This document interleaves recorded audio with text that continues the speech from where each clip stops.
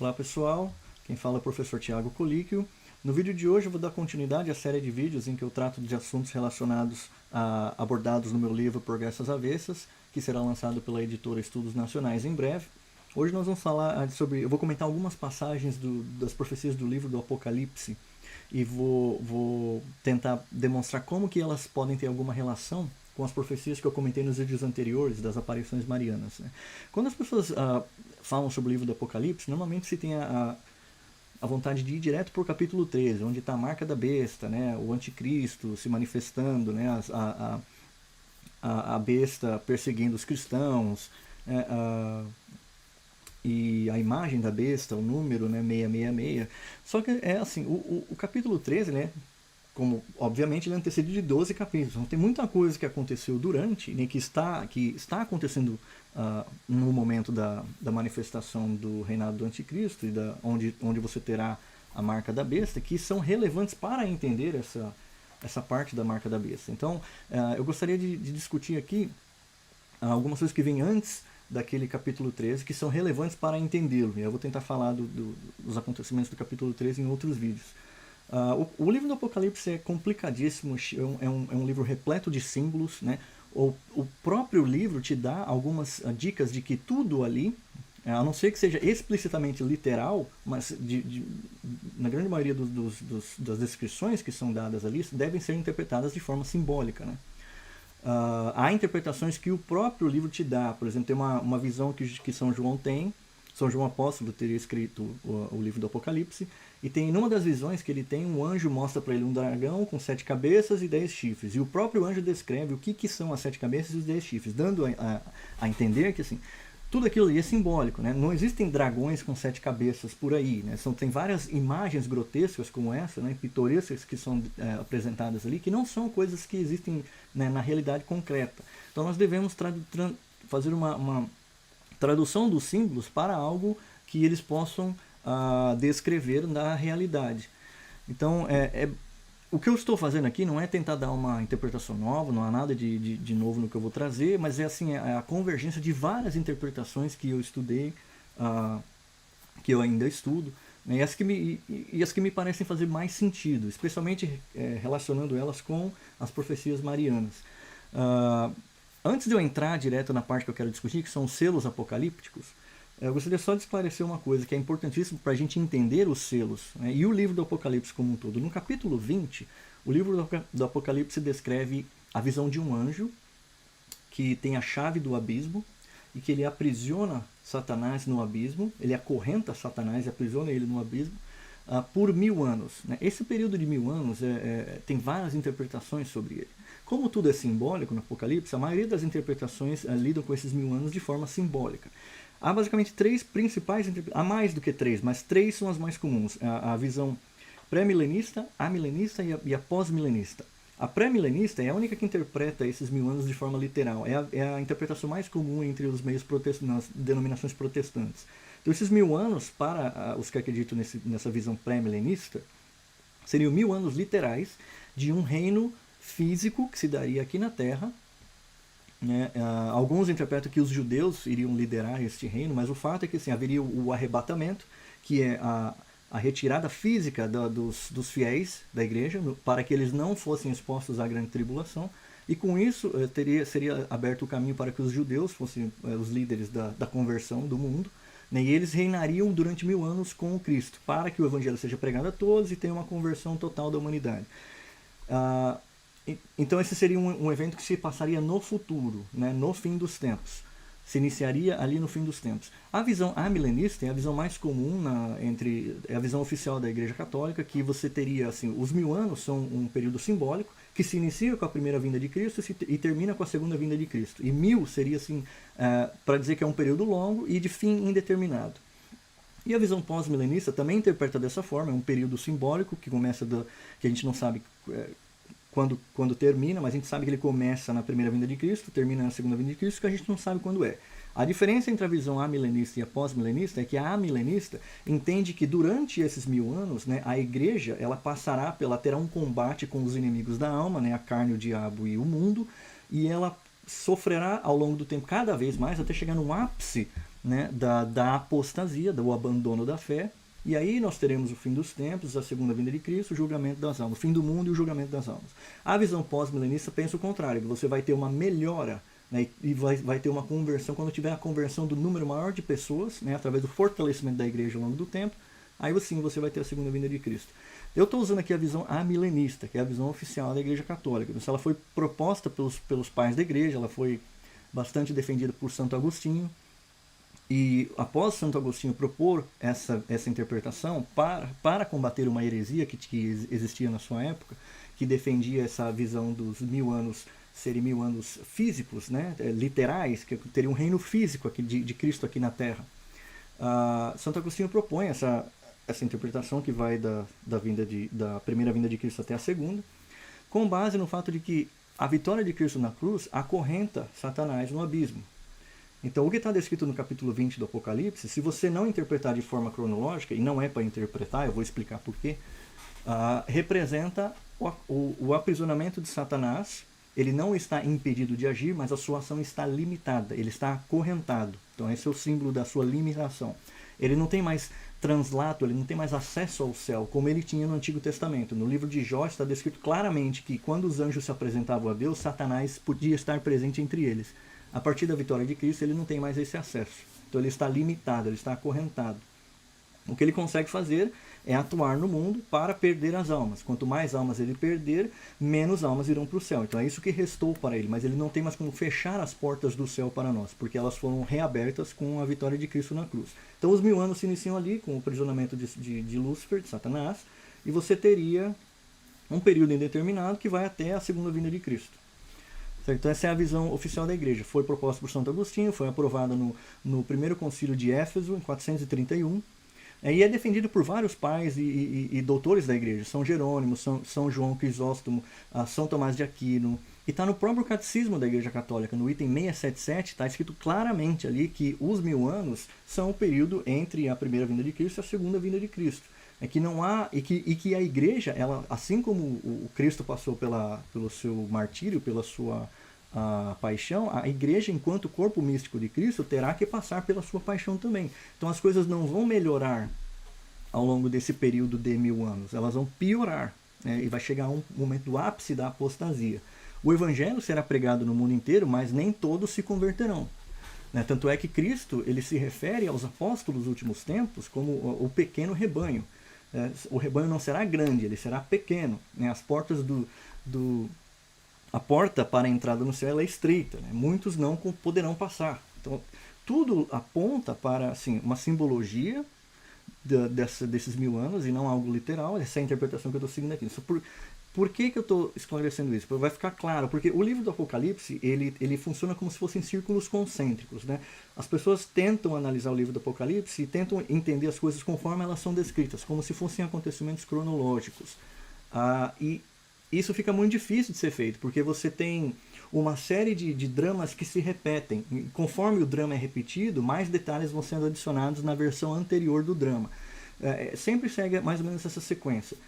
Esses dramas, né, esses ciclos, eles se iniciam com a vinda de Cristo, a vitória de Cristo sobre o diabo na cruz, e o surgimento da igreja, toda a batalha da igreja contra o mundo, a carne e o diabo, a intensificação do sofrimento da igreja e dos fiéis no fim dos tempos, que seria a tribulação, a grande tribulação, e aí você tem a segunda vinda de Cristo para o julgamento, o fim do mundo e o julgamento das almas. O fim do mundo precisa anteceder o julgamento final, porque se você não tem o fim do mundo, as pessoas continuam agindo, então se elas continuam agindo, não há como você julgar, né, porque a história delas ainda não terminou.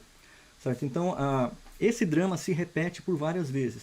Aqui eu vou falar de um desses ciclos, né, que começa com Cristo e termina com o fim do mundo, a segunda vinda, a primeira vinda até a segunda vinda, que são os selos apocalípticos. Os selos eles são descritos no capítulo 6 do livro do Apocalipse, a maioria deles estão no capítulo 6. Né? Os 4 primeiros selos são os 4 cavaleiros do Apocalipse. Né?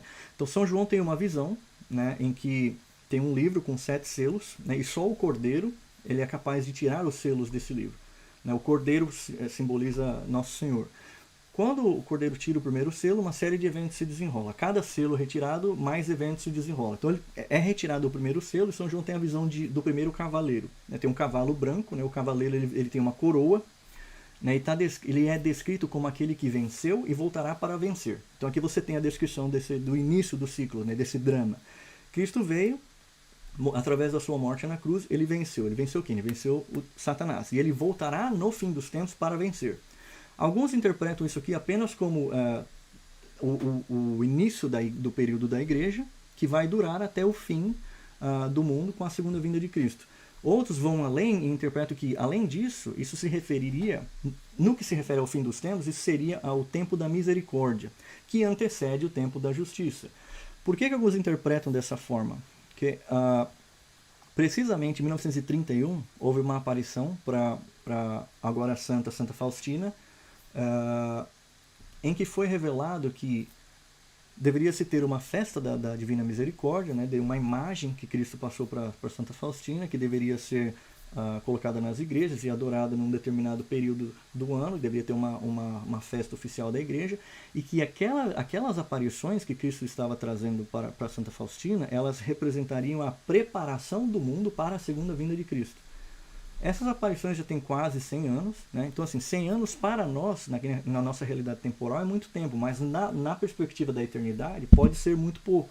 Então, quando Cristo fala essas aparições preparam a humanidade para a minha segunda vinda, é um sinal de que nós estamos no período da misericórdia. Nós ainda temos chance de nos converter, né, e evitar as punições que virão com os próximos selos. Então, assim, São João vê o segundo selo sendo retirado e aí vem o segundo cavaleiro, né? O cavalo é vermelho, e o cavaleiro carrega uma espada e é lhe dado o poder de tirar a paz, né? Então, assim, o vermelho simboliza sangue, a espada simboliza força, a guerra. Então, isso daqui seria assim, um simbolismo da morte através da guerra. O terceiro cavaleiro, o cavaleiro preto, ele carrega uma balança. E aqui tem uma mensagem, quando o cavaleiro aparece, dizendo que 1 quilo de trigo custará 1 denário. No período em que esse escrito estava sendo produzido, né, nós estávamos ali no Império Romano. O que essa balança simboliza? A balança era o item usado para todas as transações comerciais. Tudo era pesado, né, e as coisas eram pagas conforme o peso do produto. Então a balança representa a economia. E o fato do denário, 1 quilo de trigo passar a custar 1 denário, simboliza que o custo dos alimentos ou das coisas essenciais será muito elevado quando este selo for, quando se iniciar o terceiro cavaleiro, né? Porque um denário é a paga de um dia inteiro de trabalho. Você conseguiria comprar vários quilos de trigo na época com 1 denário.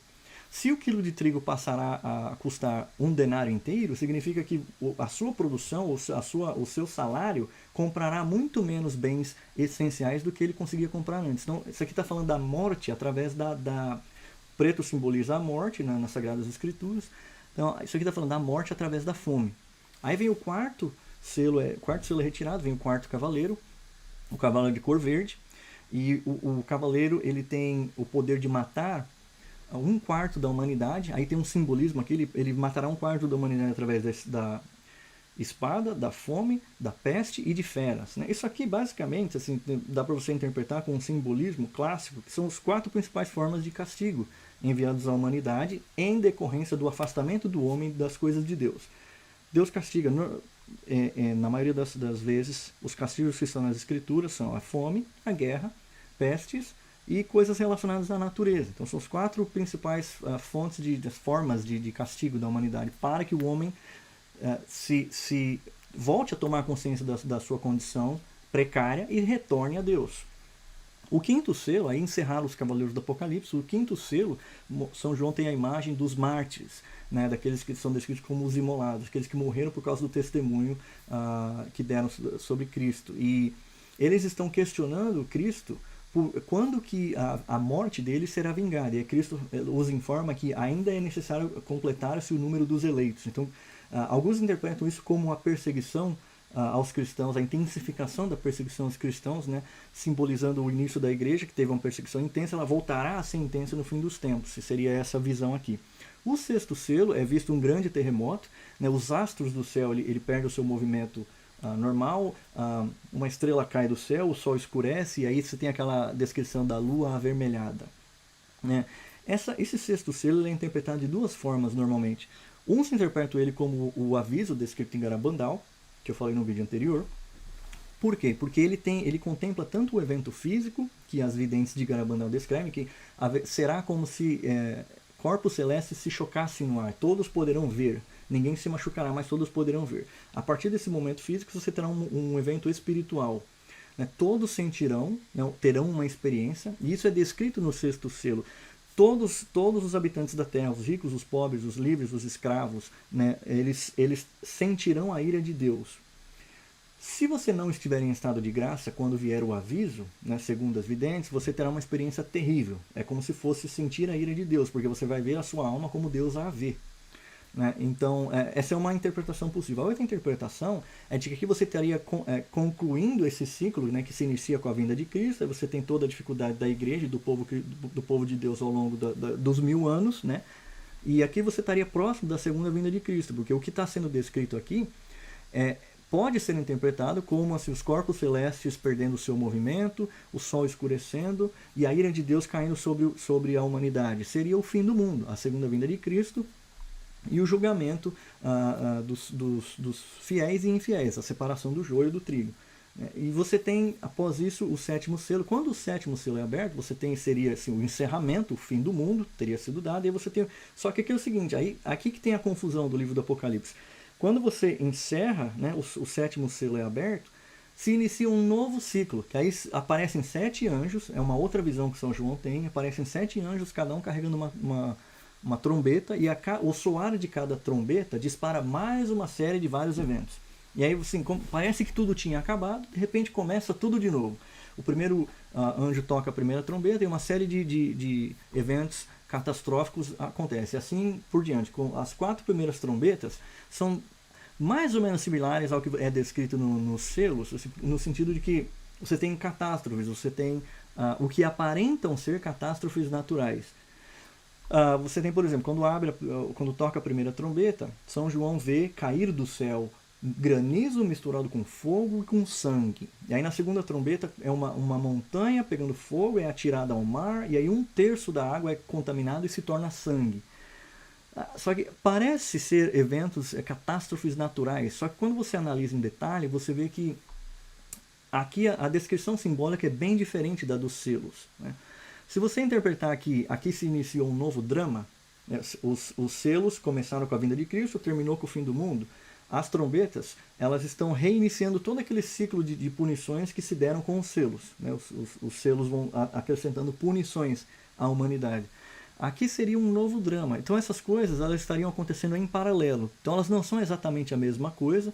Não necessariamente o primeiro selo acontece com a primeira trombeta, mas elas acontecem mais ou menos em paralelo. Não dá para dizer com precisão com que tem diferença de tempo, mas a diferença que é possível ver aqui, enquanto os selos eles têm uma interpretação mais objetiva, mais simples, por exemplo, espada, né, é dada ao segundo cavaleiro, o cavalo é de cor vermelha, né, e ele dá o poder de tirar a paz da terra. O que se está dizendo ali? Claramente, a espada é usada para a guerra, para matar. Se você vai tirar a paz da terra, então você está criando guerras, haverão guerras e rumores de guerras, e haverão mortes por causa da guerra. Então esse é um simbolismo mais direto, é mais simples de você interpretar. Agora, quando você olha para as trombetas, há uma incoerência na simbologia que é descrita ali.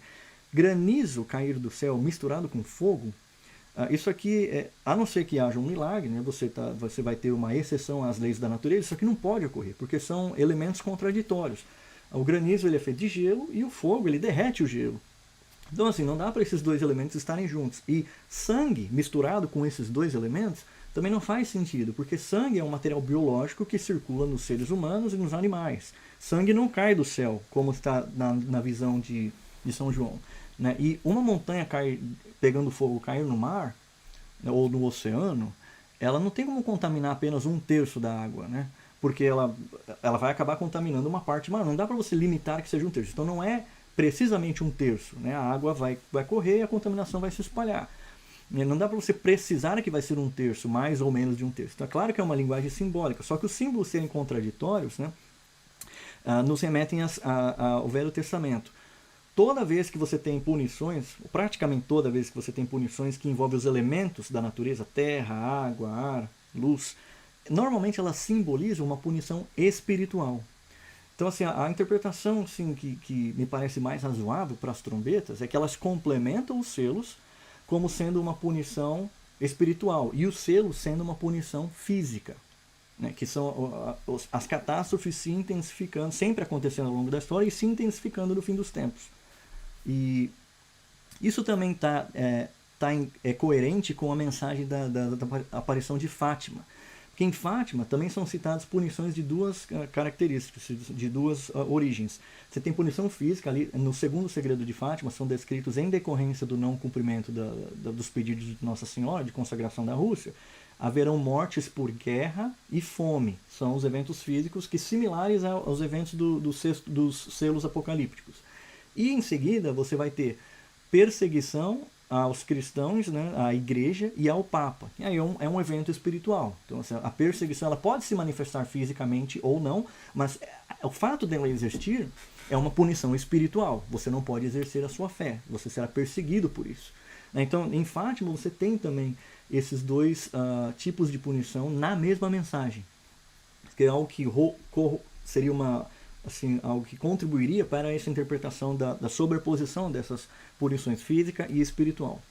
Com a quinta, as 4 primeiras trombetas são esses eventos que aparentemente são catástrofes naturais, que não têm um simbolismo claro, é incoerente. Então elas seriam interpretadas como punições físicas. A quinta trombeta, São João vê uma estrela cair do céu, é aberta a chave do abismo. O abismo é onde estaria Satanás, mas Satanás não sai dali. O que sai é uma fumaça, que na verdade representa uma quantidade enorme de que ele descreve como gafanhotos, que causam uma picada similar à de um escorpião.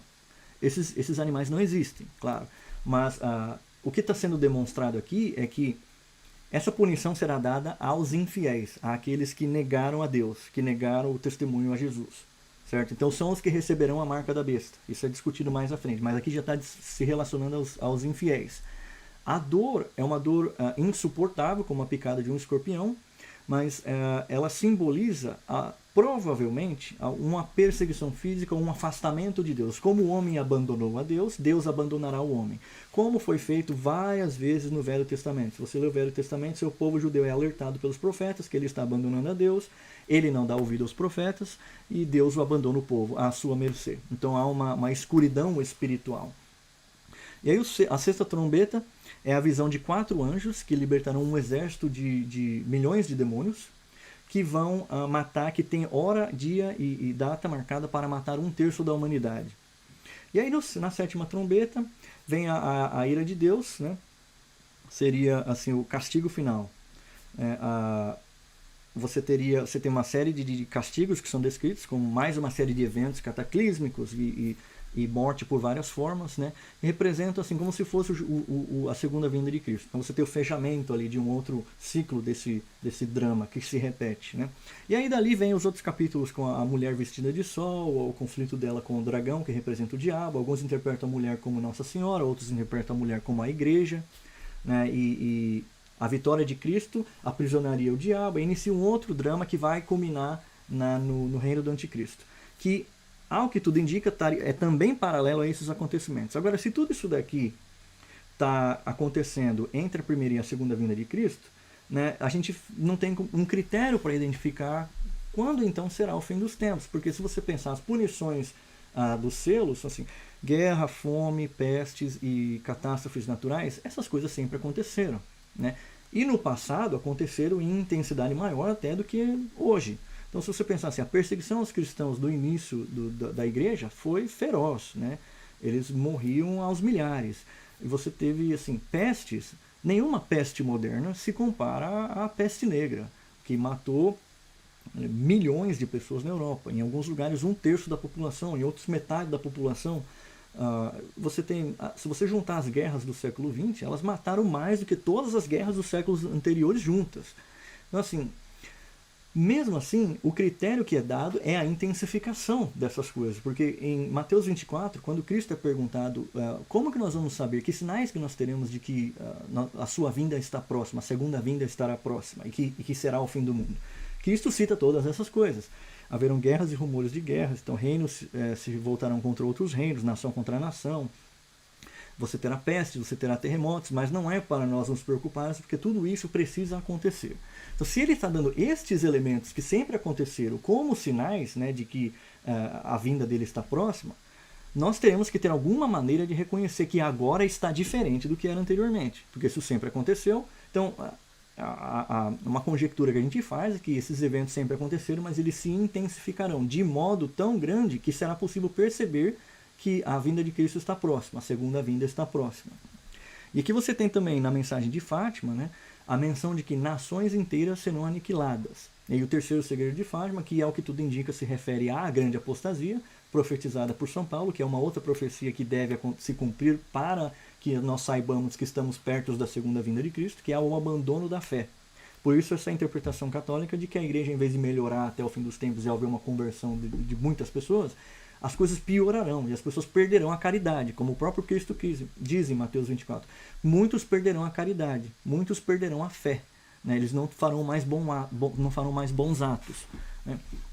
Além desses sinais das aparições marianas, o tempo da misericórdia, que antecede o tempo da justiça, os castigos intensos e a apostasia se aproximando nas mensagens de Fátima, você tem também sinais que vêm do próprio mundo, né? Você veja, nós já tivemos muitas grandes fomes, né, na história da humanidade. Você tem o Holodomor na Ucrânia, de 2 a 4 milhões de pessoas morreram de fome. Você tem o grande salto para frente na China, que aparentemente 50 milhões de pessoas podem ter morrido de fome num período ali de 4 anos. Você tem fomes terríveis, mas, por exemplo, enquanto você estava tendo a fome na China, na década de 50 e 60, os Estados Unidos estavam com a economia prosperando.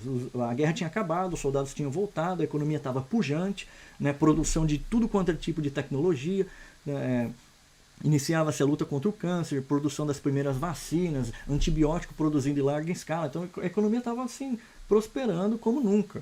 Então, assim, fome em escala global, se nós não tivermos, como aqui está descrita num dos selos apocalípticos, nós poderemos ter nas próximas décadas.